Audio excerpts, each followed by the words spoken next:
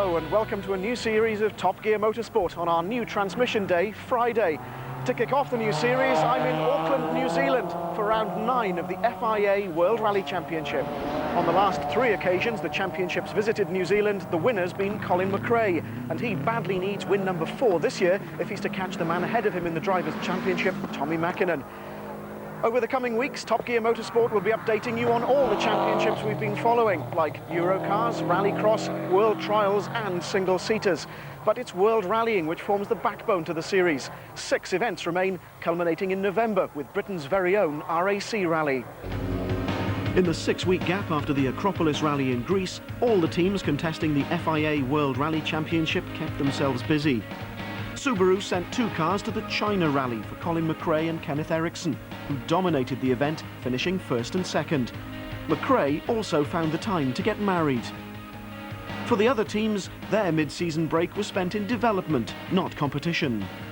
Phil, after Greece, what sort of work have you been doing over the last 6 weeks? Well, we did a very good test in Finland, primarily for Thousand Lakes, but also for here, which gave us some good improvements on suspension, transmission, engine and so on. Others too were testing. Toyota have spent months secretly developing the replacement for the Celica, and this was the impressive backdrop in Brussels as the result was finally revealed to the world's press. The new Corolla will spearhead the company's assault on the 1998 series, and the car's immaculate preparation hints at what's to come next year. We'll take a closer look when the car competes in Finland. Greece brought a massive revival in fortunes for Ford, with an impressive 1-2 for Carlos Sainz and Juha Kankkunen. But the team weren't about to rest on their laurels. The car's technical development continues relentlessly. For this particular event we're using the sequential gearbox for the first time. We weren't planning to use this until Thousand Lakes, but the testings proved to be satisfactory and both drivers have proclaimed themselves very happy with it. So we've taken the gamble and we're using it here for the first time. The 6-week break over, it was time to see if all the development work had paid off. This, the first stage, might have only been a 1¼ mile spectator special, but it set the scene for a further 3 days of grueling competition.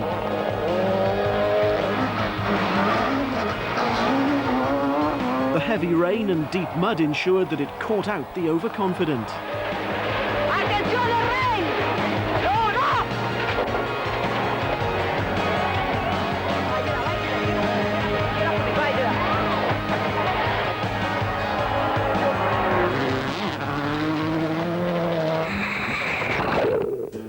Round 9 of the World Rally Championship saw the cars, the drivers and the teams leave the European summer behind and journey to the southernmost country the series visits, New Zealand. Run entirely on the North Island, the Rally New Zealand is held in early August. Cloudy skies can mean heavy rain, and even if the sun shines, it's still pretty cold. A new format this year meant that the cars returned each night to the host city, Auckland, and apart from that first spectator stage, leg 1 was run to the north of the city. Championship leader Tommy Mäkinen's Mitsubishi Lancer was first into the forests.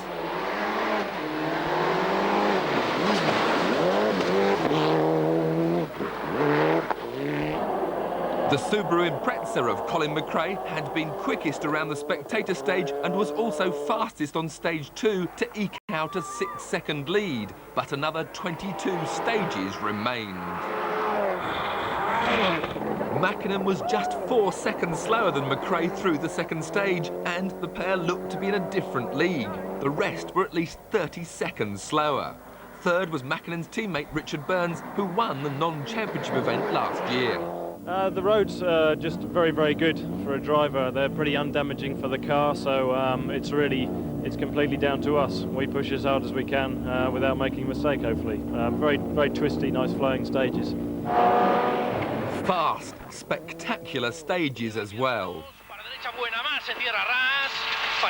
Ford's 1-2 in Greece and the new sequential gearbox meant that the team came to New Zealand full of confidence. But both drivers complained of down-on-power engines. Sainz was 4th after stage 2, 36 seconds behind the charging McRae. Despite McRae's lead, all was not well at Subaru. Right from the start, Kenneth Eriksson was unable to engage fourth gear. The team had tried to fix the problem at the first service area, but there wasn't enough time, so Kenneth had to make do until the next stop. We don't know yet.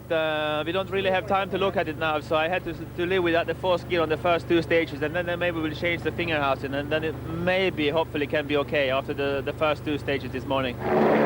Changing the gear selector after stage 3 did the trick, but by then he'd lost a lot of time to the leaders.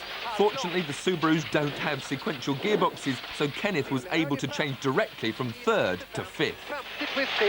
This morning was a difficult decision because we could have changed it this morning, but we would have taken about 1.5 minutes penalty, which is quite a lot starting the rally. But it was risky not to do it because it could have damaged all the other gears. It could have damaged second, fourth and sixth. But it turned out to be the right decision. He came in, didn't damage second and sixth. We've changed the selector mechanism now, and we hope it's going to be okay now. We'll see. After stage 3, Eriksson was lying fifth. The first leg was wet, but if the conditions bothered the drivers, some of the more ingenious spectators hardly seemed to notice. In sixth place was Juha Kankinen, who won in New Zealand in 1986 on the way to the first of his 4 World Championships. Team leader Sainz has won the event on no fewer than 3 occasions, so Ford started the rally with the most successful driver lineup. Probably these are the best driving roads, you know, in the world, because they are very good surface and floating and nice, fast. Some fast, some slow, but good roads. Mäkinen set the fastest time on stage 3, pulling back just 1 second on McRae. If we go on board with Tommy on stage 4, it's obvious that he's driving right on the limit. Any slight error would be swiftly punished.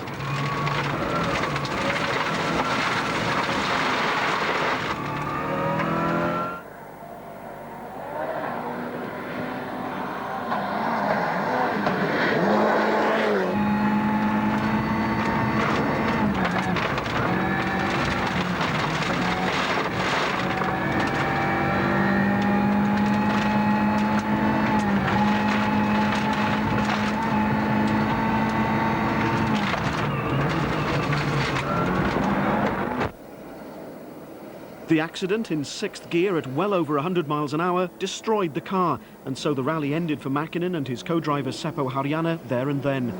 Surprisingly perhaps, considering the damage to the Lancer, both the Finns were fairly philosophical about the crash. To my knowledge, it was this sort of a wrong camber on the road made a trick on entry to this quite easy left one, and so we went unplanned too much sideways. And obviously what I saw from the marks, the sump guard, you know, hit into the mud, and that sort of turned the car over. And then we did, I don't know how many rounds, but we survived anyway. I don't understand what is wrong with this rally. It's so nice to drive. I like these dates. It's very much like 1,000 Lakes, and it's so enjoyable rally that. Because it's no luck, that's it. With Mäkinen out, McRae had a commanding lead, but in rallying it's not so simple to just back off and cruise. It sounds fairly easy, but it's not. We slowed down too much on one of the stages and tried to go a bit quicker, but not quite quick enough, so it's very difficult to get the pace right now. In a way, would you have liked to have seen Tommy continue to make it a fairer fight? Well, the pace was pretty hot in the 2 stages this morning, and it was almost a bit too quick, so it was a bit of a relief to see him out, but then again it's going to be hard work to do the next 2 or 2.5 days and keep the concentration up. So, despite his lead, Colin maintained his pace and set the fastest time on 2 of the next 4 stages. He looked to be on course for a victory that would mean 10 World Championship points. That would put him on level terms with Mäkinen with 5 rounds of the series remaining. 55 right over bridge, 50k, wooden bridge narrow, slippy and 3 left plus opens. This is the one. Into, slow 4 right, tightens line, 30, 6 right and 6 left, into 6 left minus cut, into 4 right minus tightens, into 2 left plus, tightens. bit like that one. Yeah, okay. Into 6 right.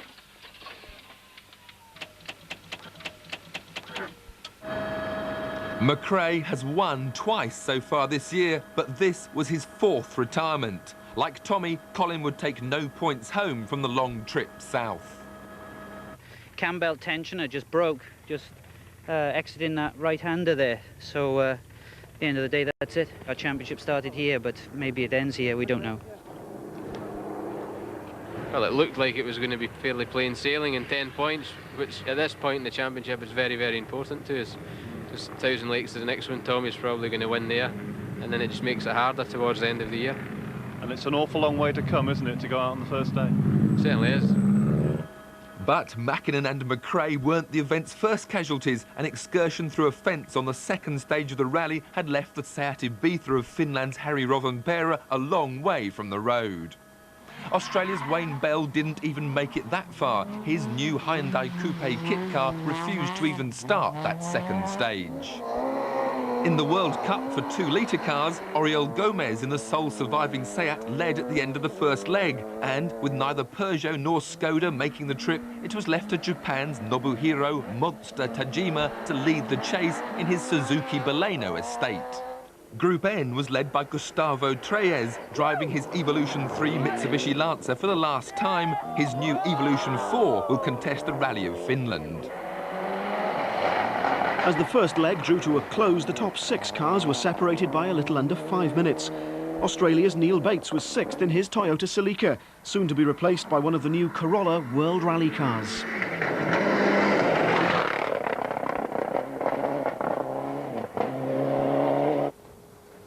Nearly 2 minutes ahead of Bates was the leading New Zealander, Possum Bourne.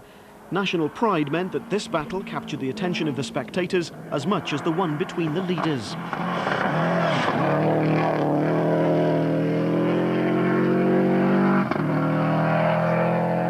With Mäkinen gone, Richard Burns had the undivided attention of the Mitsubishi mechanics. It was just as well. He lost drive to one of the front wheels, and losing 2 minutes dropped him from 2nd to 4th. The part could only be changed at the day's final service area, and Richard was understandably frustrated. It's very tricky. You have to be very careful. As soon as you put your foot on the accelerator, the car tries to spin because it only has 3 wheels driving. So, well, you have to judge a little bit differently from driving normally, obviously, and makes braking less effective, makes it very easy to spin the car. Juha Kankinen and co-driver Juha Repo were 3rd, their escort setting the quickest time on the last stage of the day. Easy right and crest to medium right and long medium left. Not only did Kankinen have the sequential gearbox, but a specially designed vertical handbrake as well, the smaller lever behind the gear stick. The gears are changed up by pulling back, down by pushing forward. Kenneth Eriksson also set the fastest time on one of the day's stages. His gearbox problems were now behind him, and the Subaru was in 2nd place. But the rally leader was Carlos Sainz. Now that the early pace setters, McRae and Mäkinen, had both retired, Sainz could finally start to prove that the result in Greece hadn't been a one-off. When the rally started this morning, Tommy and Colin were very, very quick. And I think, to be fair to both our drivers, it's taken a little bit longer to get used to the sequential gearbox than we envisaged. But having said that, both of them now seem to be going very competitively, and it's a great shame that those two are not here to see actually how competitive we are. You're fairly close to Carlos. Do you think you can catch him? That's my target. I will go fight every stage. I mean, I really wanted to catch him and win this rally, but still a long way to go, and but it's still very open. The car is fantastic. The handling of the car is very good. I'm sure it's the best. The gearbox, new gearbox, is very good, and really at the moment I'm enjoying very much driving the new gearbox. It's only, you know, we have to keep working a little bit in the engine. But tomorrow it must be 100% driving. Tomorrow is 100%, and also it is quite twisty stages. We have to see, but the car is handling well, so we will see. Just 22 seconds were all that separated Sainz and Eriksson, with Kankinen a further 50 seconds adrift. Burns must have been cursing his transmission problems, without which he'd have been challenging Sainz. The opening of a new Auckland landmark provided a distraction at the end of leg 1. The tallest structure in the Southern Hemisphere, the Sky Tower was welcomed with a spectacular fireworks celebration which lit up the night sky.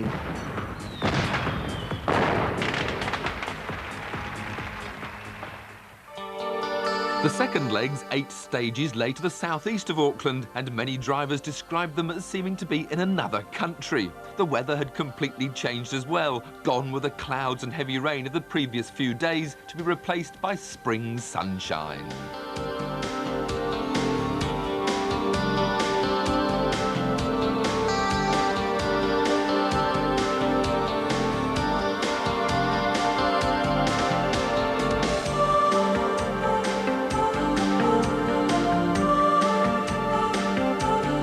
Leg 2 had one other change up its sleeve. Sainz, now running first on the road, quickly discovered that the loose gravel provided about as much grip as running on ball bearings. He was now at a disadvantage, effectively sweeping a path through for the others. Stage 11, the day's first, was 30 miles long, and he lost 39 seconds and his lead.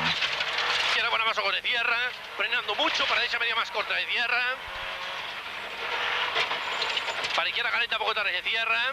Ahí va, ahí va, ahí va, ahí va.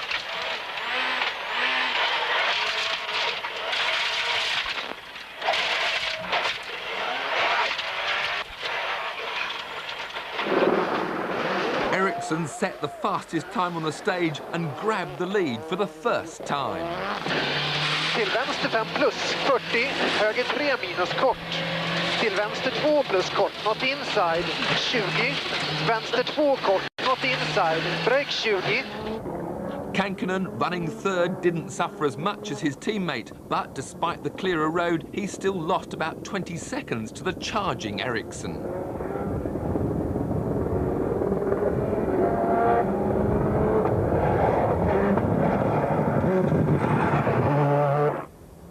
Richard Burns was also quicker than Sainz through the stage, one of the longest in the World Championship. Despite losing time to Ericsson, the young Englishman's proving that he can compete on equal terms with the best in the world. That one stage saw Ericsson turn a 22-second disadvantage into a 17-second lead. Kankkunen was now 54 seconds behind Sainz, with Burns a further 67 seconds adrift. The new leader wasn't taking anything for granted. Still is very open. I'm sure Carlos will come back, and I will continue to push hard to see what comes out of it. But as I said, I'm feeling confident in the moment. So do you think the next 2 or 3 stages could be crucial to the whole rally? No, every stage is important, even the last stage. So I mean, I take stage by stage and try to do my best, and then we see what comes out of it. Sainz blamed the time loss on a poor tyre choice for the first stage, yet as the day wore on, he would only share the fastest time on 2 of the remaining 7 stages. Running first was a definite disadvantage, but there was nothing he could do. It was Kankkunen's turn to set the quickest time on stage 12, which marked the halfway point of the rally. The Finn looked to be more than happy with 3rd place. But the performance of leg 2 came from Richard Burns, his Mitsubishi now running perfectly once again. He set the fastest time on 4 of the 8 stages, gaining over 30 seconds on the leading pair. We've been pushing hard on all of them, but the last 2, it's helped being 4th on the road because the road's cleaning with the first few cars, just pushing the small stones away a bit. So I'm just making the most of it. Stage 13 saw Ericsson make a rare mistake. He chose a tyre compound which was too soft. A handful of seconds were lost, but the lead was safe. That's how it would stay, with Kenneth sharing fastest time with Sainz on stages 16 and 17.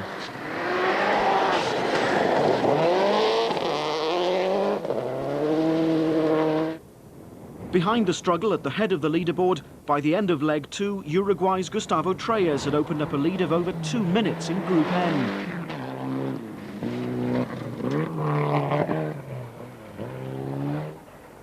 The Southern Hemisphere battle was still going strong. Neil Bates remained in 6th place.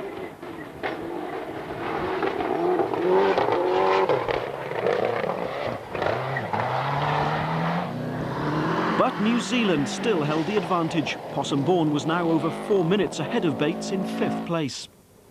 Burns was still 4th, But the day's performance vindicated his choice as Mitsubishi's second driver on gravel events.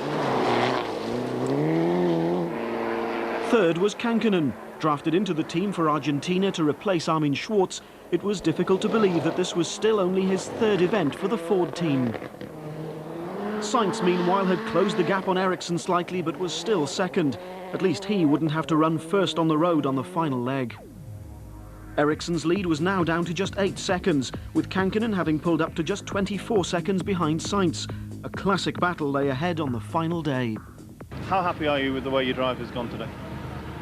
Oh, he's done a great job. I mean, we started off with a deficit, we've come out with a lead, so it might be a little bit tight, but it's going to make it all the more exciting tomorrow. Now we are 8 seconds. Tomorrow, I think the first 2 stages is going to be very important. Is it an advantage going second on the road tomorrow? For sure, it's better going second than first. That is for sure. It must be flat out all the time because 8 seconds is nothing. So I just do my best, and then my enemy is the road now, not Juha and Carlos.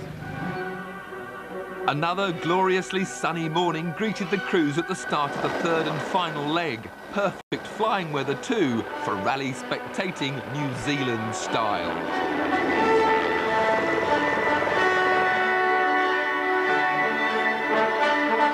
But wherever the World Championship goes, the majority get to the best viewing spots on foot. Ericsson was now faced with the same handicap as Sainz had. Fresh tracks covered in gravel. There were just 6 stages totalling 60 miles to go, and the question was, could the Swede handle the loose surface any better than the Spaniard had on the second leg?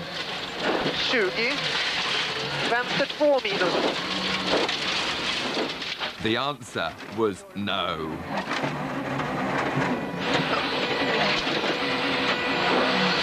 Halvlång, 40, 25. The Subaru was 13 seconds slower than pace setter Burns on that first stage, but had the spin cost Ericsson the lead.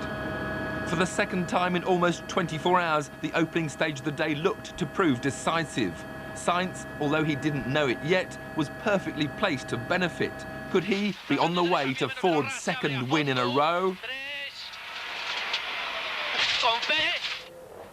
The collision with one of New Zealand's 48 million sheep brought back memories of Mäkkinen's horrendous accident with a cow in Corsica. Yet Sainz, despite extensive damage, was able to struggle on. And, amazingly, he lost just 26 seconds to Ericsson. So, you hit the sheep on a very fast section. Yes, very fast after a crest, 180 kilometers per hour, something like. Nothing you can do, is there? No. How bad does it look in there?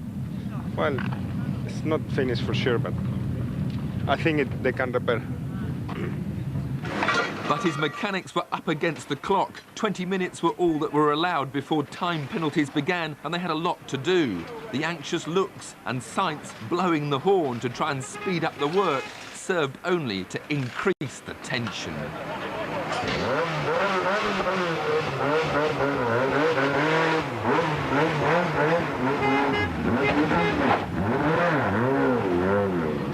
Great size of relief. Have you got him out on time? Yeah, no problems. I mean, the boys have done a fantastic job here. The extent of the damage was the left-hand front shock absorber, the brakes, radiator, intercooler, some guard, and obviously the body damage that you could see. As Sainz set off to try and make up the time he'd lost to Ericsson, another Spaniard could celebrate. Oriol Gomez won Formula 2 for SEAT.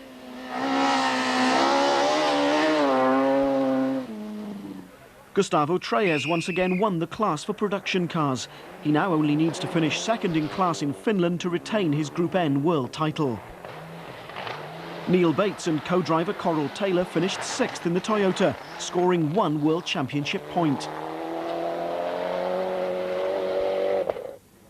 But to the delight of the local spectators, Possum Bourne and Craig Vincent brought their Subaru home in 5th place.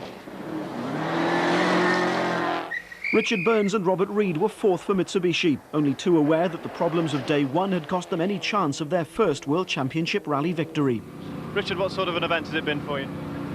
Well, disappointing obviously after the first day. We lost over 2 minutes, and now we're finishing 1 minute and 20 behind Kenneth, so there was a definite opportunity to be in amongst Juha, Carlos and Kenneth fighting for the lead. I mean, I tried my best, and I think over the last 2 days we've been quickest. So, well, I can't do any more than that. I'm pleased we got here and we got some points.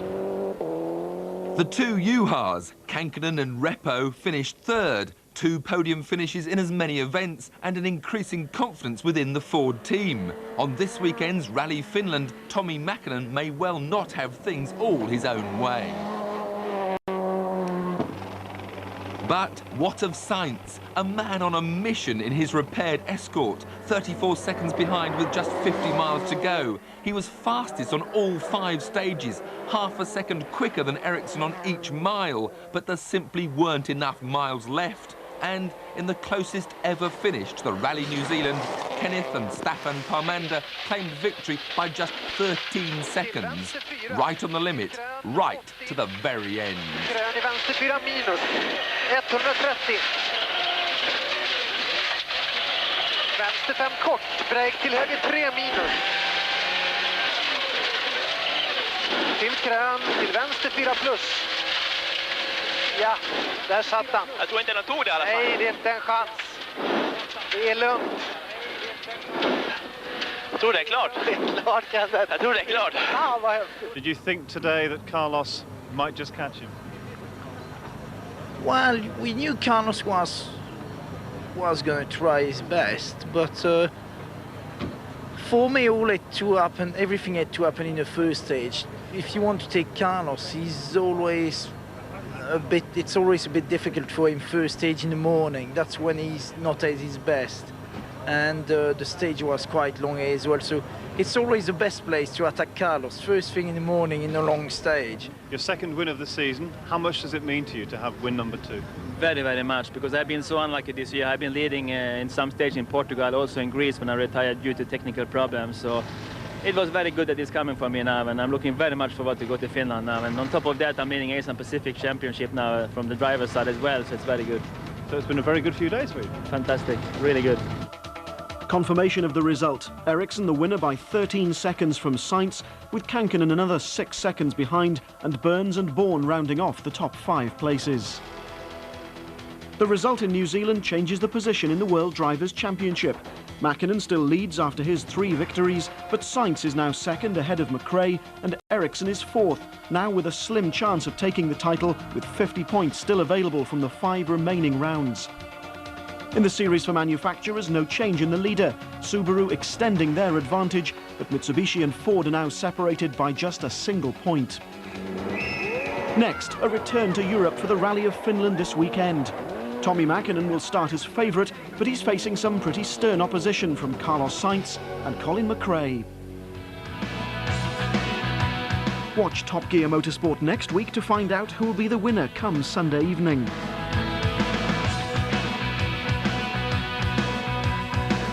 Can Tommi Mäkinen make it 4 straight victories on his familiar home ground? Or could this be a year when the Scandinavian domination of the old Thousand Lakes Rally is defeated?